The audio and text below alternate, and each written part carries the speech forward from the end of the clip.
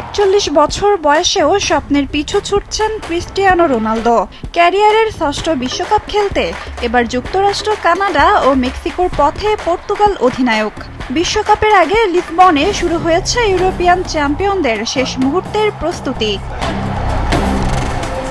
সোমবার অনুশীলনে সবার নজর ছিল একজনের দিকেই, তিনি ক্রিস্টিয়ানো রোনালদো। ২০০৬ সালে প্রথম বিশ্বকাপ খেলা এই মহাতারকা এবার খেলতে পারেন তার শেষ বিশ্বকাপ। বর্তমান UEFA Nations league champion Portugal এবার বিশ্বকাপ শুরু করবে ১৭ জুন। হিউস্টনে তাদের প্রথম প্রতিপক্ষ কঙ্গো। এরপর একই ভেন্যুতে উজবেকিস্তানের মুখোমুখি হবে তারা। গ্রুপ পর্বের শেষ ম্যাচে মায়ামিতে লড়বে কলম্বিয়ার বিপক্ষে। বিশ্বকাপের আগে নিজেদের ঝালিয়ে নিতে দুটি প্রীতি ম্যাচও খেলবে পর্তুগিজরা। ৬ জুন চিলি আর ১০ জুন তাদের প্রতিপক্ষ নাইজেরিয়া। এরপর ফিফার নির্দেশনা মেনে উদ্বোধনী ম্যাচের অন্তত ৫ দিন আগে ফ্লোরিডার পাম বিচে নিজেদের বিশ্বকাপ ক্যাম্পে যোগ দেবে পুরো দল।